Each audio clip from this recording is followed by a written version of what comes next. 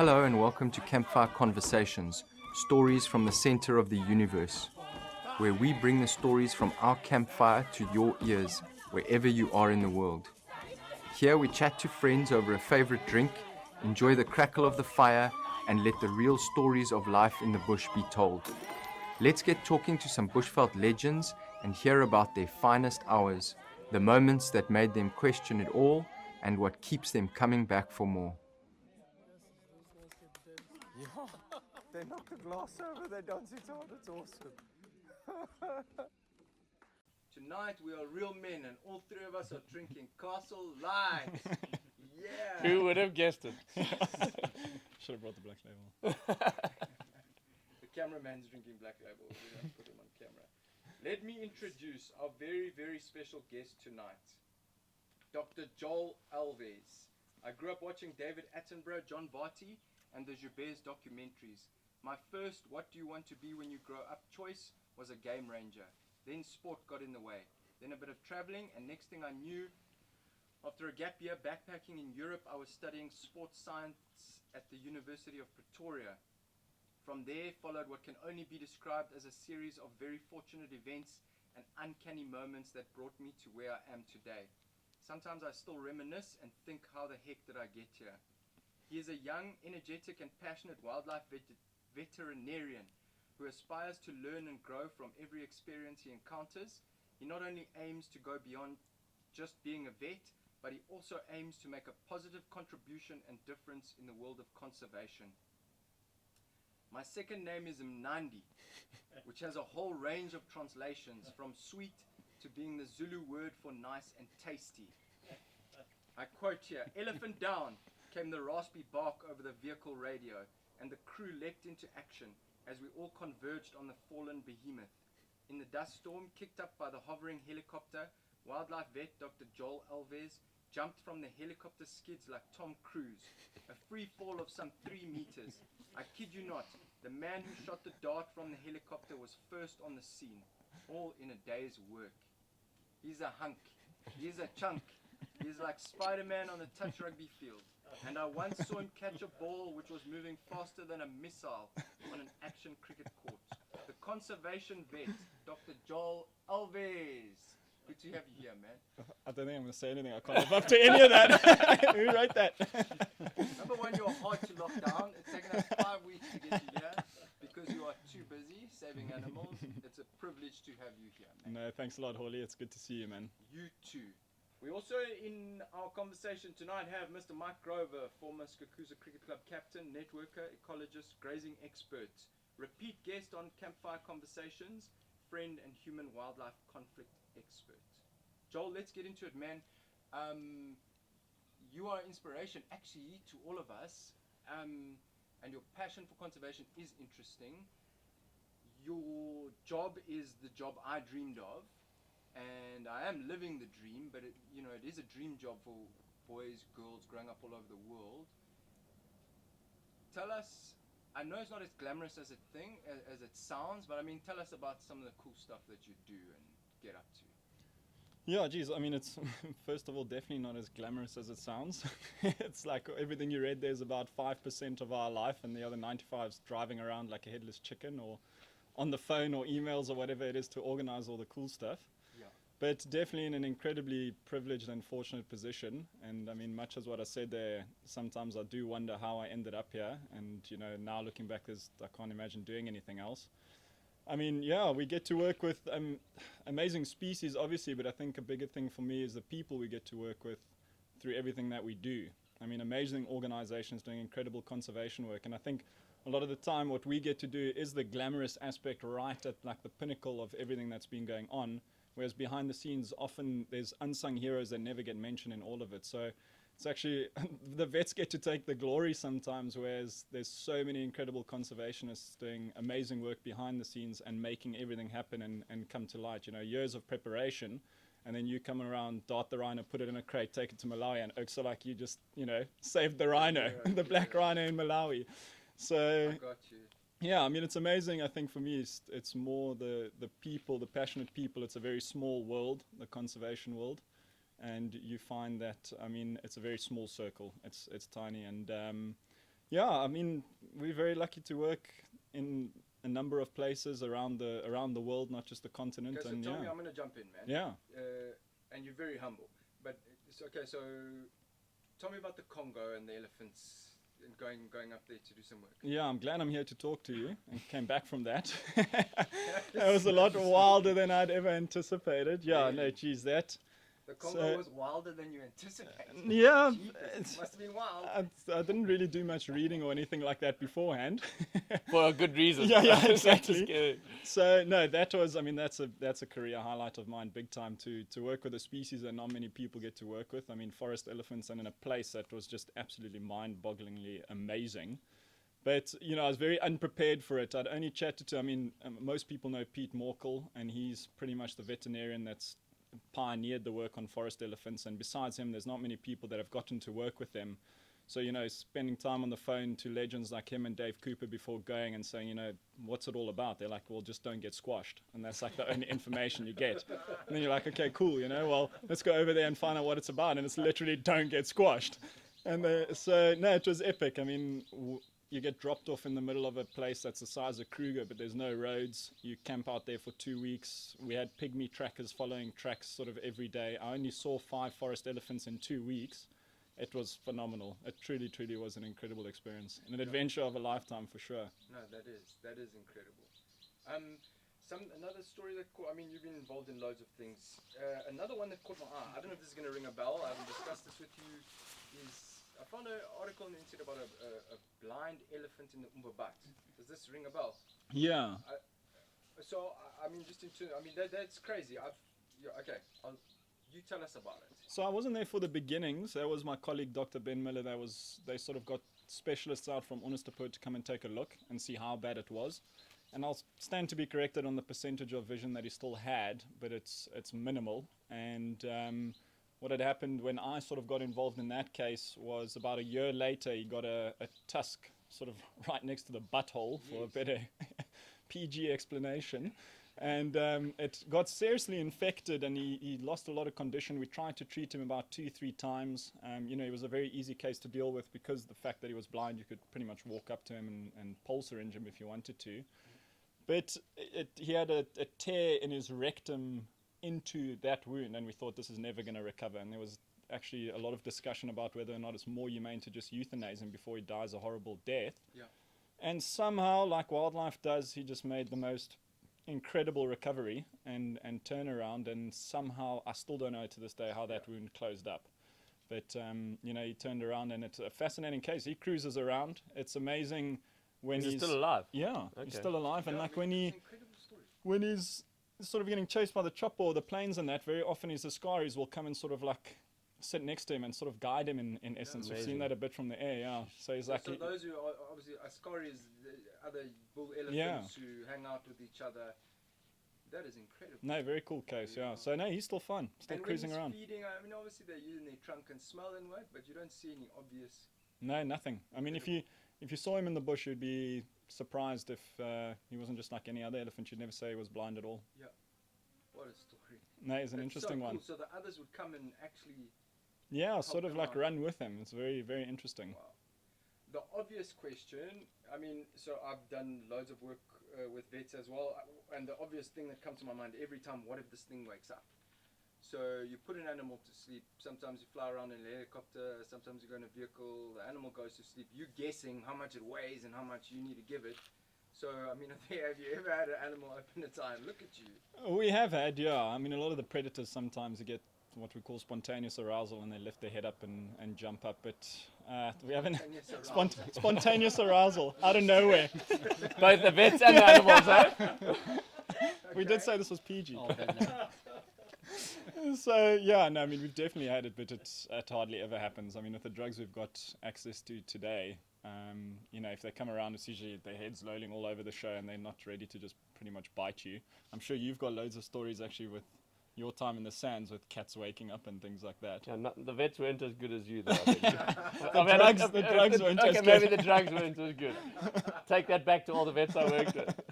But so, I mean, anyway, people can find you at the conservation vet. Yeah. Your Instagram profile is fascinating. It really is. So You know, we look at these pictures of you with lions in the helicopter, in the aeroplane. With Marlon, my great friend, you did an Instagram interview. You talked about the lion in the tree. I don't like repeating stories, but it was incredible, man. Yeah, Your she did story's wake incredible. up. She did spontaneously arouse there in the tree. So one, a lion shouldn't be in a tree, and two, I didn't know they spontaneously aroused. Over to you. Yeah, so I mean that was a good fun one with actually Tristan Dix, a lot of people know as well. Yes, And yes. I'd taken him out. I was still in my community service here as a state vet this side of the world. Just we went across to check, to supervise per se for disease testing. And the vet that was actually involved in the darting, they came out of the boma after like 45 minutes and we're like, we don't know why it's taking so long. And they said, look, we've got a problem, the lions are in the tree. And I was like, well, surely not. And they said, no, all three are literally sleeping in the tree. So, and I told Tris that morning, I was like, listen, I'm going to be boring, like they're going to dart, I'm going to look at him and we're going to leave, you know. So you can come if you want, but probably nothing's going to happen. And thank God he was there, because it was one of those, like we got there, two lions had fallen out of the tree by that point, and then there was one about 4 or 5 meters up. And yeah, no one wanted to climb the tree. So obviously everyone's just there like looking at each other like, who's going to go get the lion, you know? It's like, oh, my shoes are too slippery. Oh, you know, this isn't going to, I've got to be on the ground for this. And it's like, okay, cool. Well, you know, I'll go in the tree then, and then I'll pass the lion down to you.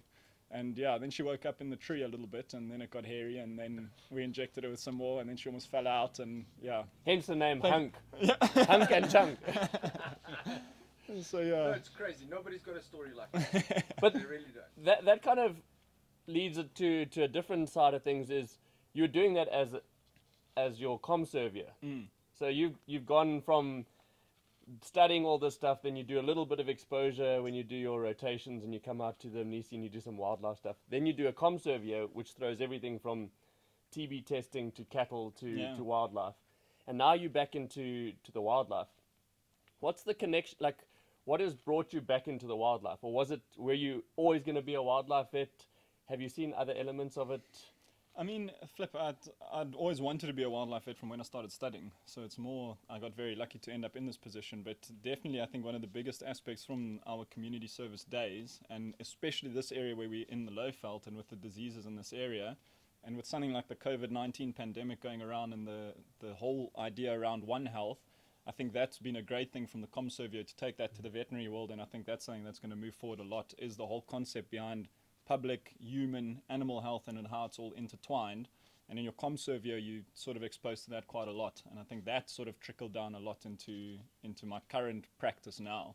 Whereas if we hadn't had that COMServier as much, it wouldn't, and especially the fact that I was out this side of the world, it definitely wouldn't have had as big an effect. Yeah.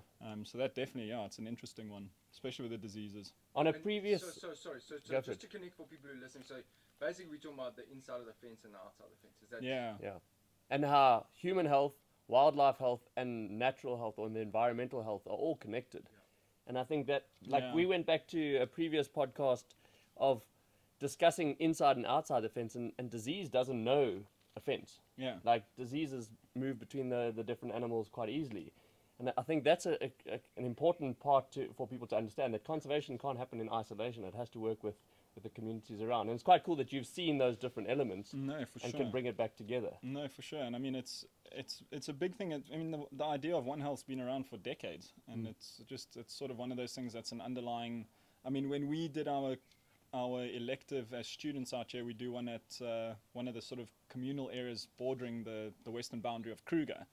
And there we were supposed to meet with the doctor students and do a whole One Health concept. And then you talk about the diseases between humans and wildlife and all of that. But then you talk about things like anthrax and that, and the guys are like, no, surely not. Like, that doesn't exist anymore. Yeah. And like, But it no, actually it really does, does. yeah. Like, what are you guys talking about, you know? So it's trying to pull all of that together. And I mean, you would have dealt with that hugely with the rabies stuff in the Sabi Sands. I mean, that would have been a massive aspect. Yeah. So, I mean, like, rabies being one of the major influences in the private reserves along the western boundary of Kruger, you have this idea of, well, it's if there's rabid dogs coming in, we need to sort it out inside. But actually, it starts on the outside with the state veterinary departments and assisting the people outside to eradicate, or at least bring the percentages down outside for the rabid No, dogs. for sure. And that's where it's really interesting to see. Africa has got this sort of open system. South Africa has got fences, and we often forget that is we distinguish between inside the fence and outside the fence with South Africa, but the rest of Africa is all one big system. And Absolutely. Have you seen anything in the rest of Africa that would clearly sort of say is so different to South Africa?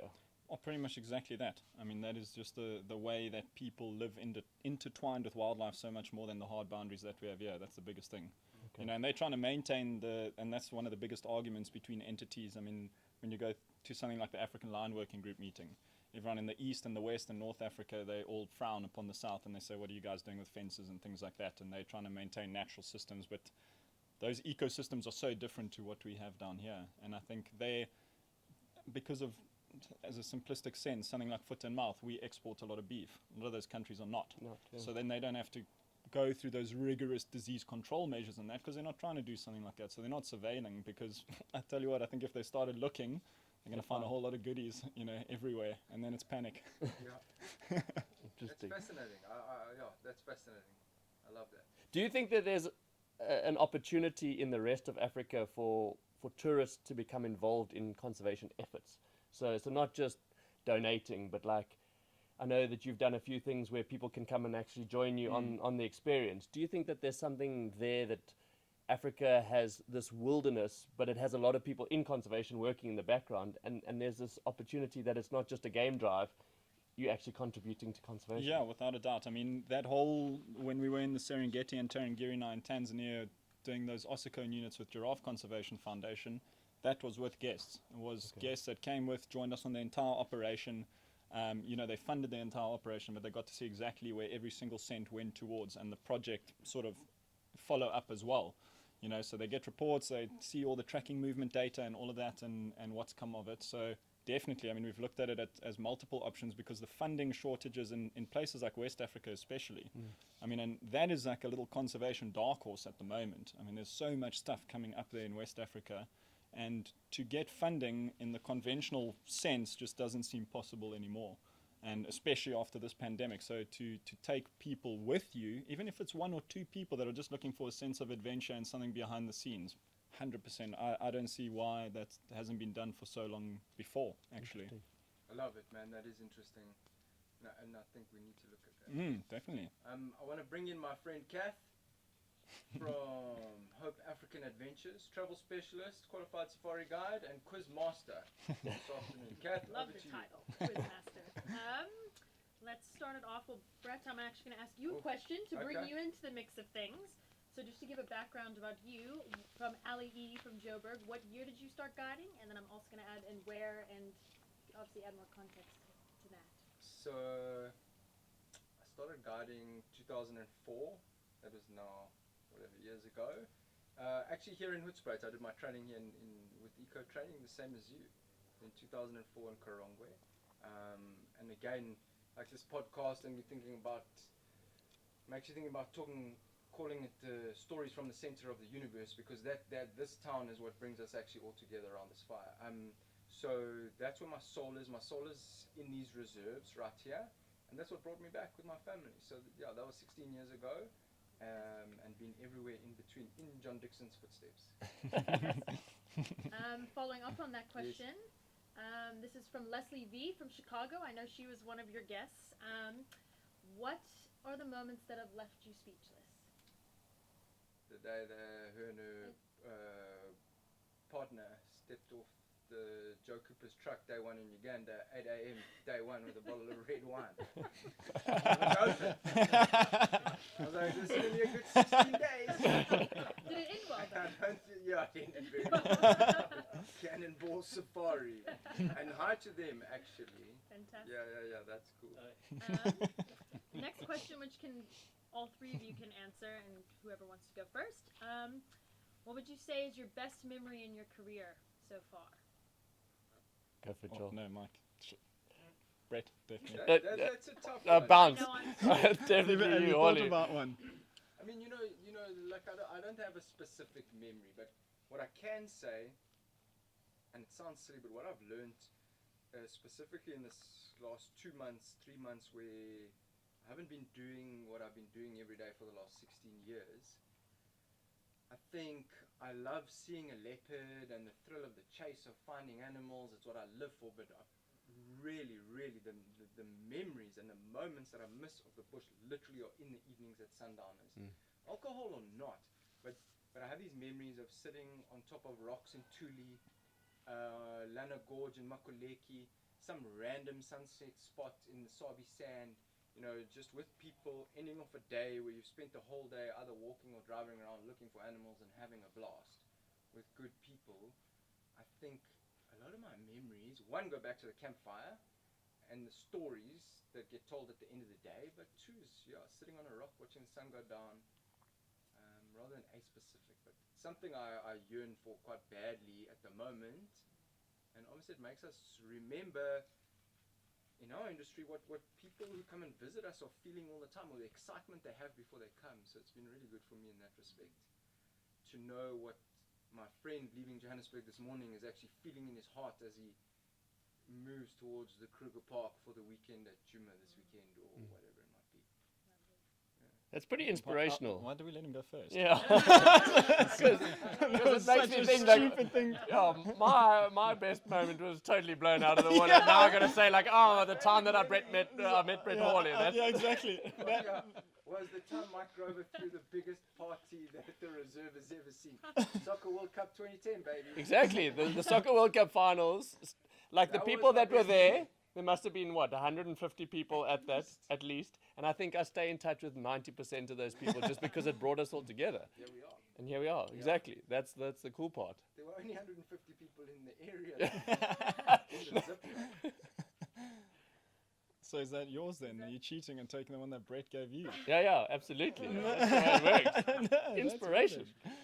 No, that is very pretty much. I mean, and it's cheating outright. But like when Brett talks about something like that, it's exactly the same. After an epic day's work, if something's gone really, really well, then it's literally to sit around the fire with the people that you've been working hard with, and you say no alcohol, maybe some alcohol, but always a beer. It has to be, definitely. And I'd say for me, probably just getting offered this position. So just taking this position and knowing what it could mean going forward. I mean, it's always been my dream to work as a wildlife vet. So getting that, I think, was probably the best part of my career so far because it was the start of it. I have another good question, if that's okay. Fire Yes, away. for all three of you. Sorry, I'm just Okay, getting it all. not So, this is a very good one. So, as a young guide or a young conservationist or a young potential vet student, what lesson has stuck with you that you would give an advice to somebody that's pursuing those careers? What would be one valuable piece, or maybe there's several nuggets of, I'm sure there's lots of good advice that you would give, but Sure. Okay, so I'll try and answer that. And I think, oh, and I'm sorry, and that was a question actually from somebody. That was from Chad Gelderman Photography. Yes. okay. There you Good, go. great guy. Guide at Elephant Plains. Yes, sorry, the question was Cool specifically guy. about as a young guide, but I felt it relevant Okay. to add. Yeah, so I think for me is not to get disheartened. So you start off at the bottom and you really have to work your way up, and it's going to be really crap sometimes. And you're going to be the oak throwing stones at a vulture to keep throwing stones at vultures on a hippo carcass to keep the anthrax away while the I vets was gonna take say, their this sweet time. conservation group, yes, started. I'm glad you finished that. Throw stones at vultures. Yeah. No, I've been exactly there. And you're going to be the guy that's fighting fires and the last idiot to leave, all hungry and dehydrated and stuff. And you're also going to be the guy that's riding in the helicopter next to the vet that's starting stuff. So go through those motions and just know that it will take you to a place. And I think that's probably the one thing that I can say is it'll always end up in a good place, but just keep at it. I want to jump in there quickly because no word of a lie. That's literally the line I was on, not the words I was on, but the line I was on is that, you know, where I've come from and where I am, and you know, the sweat, the blood, the disappointments, the working in different places. We work very hard. Our job also is very glamorous when you're driving around in a polished Land Rover following a leopard. But it's hard. It's hard work, and you have a lot to sacrifice. And I mean, Mike's words were very true. You know, in the end, what you work for, you'll reap those rewards. Yeah, no, absolutely second that. I mean, it's a little bit different in the veterinary field. It's not exact, but it's pretty much the same. And I'd say take every opportunity you can to sort of embrace those opportunities if it's in a field that you want to work in. Everything. It doesn't matter how silly you think it is. If it's to go out with this vet to do something that seems, hopeless case, but go out and get every single bit of experience and meet as many people as you can, because it is a small world, and your opportunities stem from that pretty much. Love it. Brett, can I ask you a question? Yeah. Joel, please. Please. Joel, did you have the joy of working with Prof. Wouter van Werven and Woody Meltzer? I didn't, unfortunately, but my boss did, yeah. And he speaks very, very highly of them. Yeah, no, they were legend characters. Absolutely. I was just wondering if you had the chance of working with them. No, unfortunately not. JD, give us a piece of advice for a young guy, 19 right now. I literally agree with everything that Joel and Mike have said, but now here's the thing, is that knuckle down, work hard, study hard, get on with it, put your back into it, and learn. Gotcha. JD's going to be back on another episode with more good stories, and he's also going to sing us a closing tune. We only have a few minutes left. So I want to ask you a question, because I respect your opinion and I want a very short answer, and this is the most complex topic, but how do we slow down the rhino poaching? I mean, if there's one thing, I don't want to put ideas in your head, but I mean, how do we slow down this demand for rhino horn and trying to keep these animals safe? Yeah, I think it's a tricky one, and I don't think there's a right answer, unfortunately. And I'm one of those people, I don't like to have a strong opinion on something I'm not fully read up on. Okay. So something, for example, the legalizing the trade. I don't know enough about it really to comment on it. What I will say is things that I've been involved in that have been very effective thus far, and this is also, once again, just my personal involvement, is the dehorning operations that we've been involved in the open systems in this area have thus far proven very effective. And that's continuing the high levels of security and not changing anything on that front, but just adding dehorning as a tool to the toolbox if it's logistically feasible, if the funding is available and you can do things like that, but it's definitely not a long-term solution. And that goes far beyond sort of my expertise in essence. It's higher up in terms of, I mean, something like legalizing the horn trade, we don't even know. I think there's a lot of push against dehorning, and there's been a switch, so, I think your opinion on that is good. It really is. A parting thought or a parting story, man, or yeah, I was talking to someone the other day about controversial conversations in essence, yeah. And I think just in the world of conservation, there's so many people with polar opposite ideas. Everything's black and white, and it's such a grey area field that we deal with. And I think if one thing, and we've got so much access to so much knowledge and research at our fingertips, so if we're talking about something like hunting, culling, those really controversial conversations, instead of being a complete anti-hunter or a complete pro-hunter, like, try and find the middle ground, do a little bit of reading before you share your opinion. When you open the comment section on a post and you want to put something down there, take a second to actually, Google a little bit, build yourself up a little bit of a knowledge base on the subject, and then find somewhere in the middle, because we just don't get anywhere with polar opposite ideas. Somewhere we've got to have a middle ground in the world of conservation. I think we'll get a lot more done. love it. That's why we love you. And I think that's exactly what we're trying to do with the podcast, is bring all the different people together. When you sit around the fire, you can actually have those discussions with nobody taking notes saying, oh, this is what you said, that's what you said. You kind of give your opinion, and all of a sudden you start to come to a compromise, or not a compromise, but a general understanding of what different people think, and that's pretty cool. Absolutely. Understanding somebody else's opinion, I agree. Mike, anything you want to... So just to say that the work that I've seen Joel do is not only inspirational, because I think the work that he does is flat out 100% and always has the right intentions. But I think what's even more important is the fact that Joel does take those different considerations different ideas into consideration. And I'd almost want to say that as a passing thought or a ending moment is, take the moment that you're in and think about what you could potentially make of that moment. And that's what Joel's done, is he was doing sports science, and all of a sudden, like, his passion was there, and he took that moment and moved forward. It's what we've sort of discussed. And he has the opportunity to live a cool life, but it takes a lot of hard work. Exactly. Jeez, I love it. I'm going to close it there. Thank you so much for the time, ladies and gentlemen. John Dixon, are you going to close us out? Yeah, that'll be lovely. Executive producer's gonna sing with Joel you. and Mike, the whole team's got to get involved in this little chorus. It's quite a well-known and famous. Well, just follow Just my repeat lead. it. And it Says starts like everybody. this. It's a really At Joel sexy Alves, tune. the conservation vet. Sexy tune from the days where men were men. I'll stop there. Okay, two old ladies in the bed.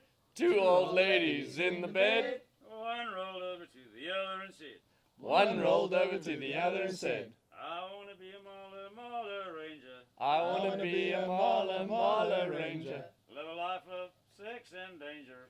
Live a life of sex and danger. Boom.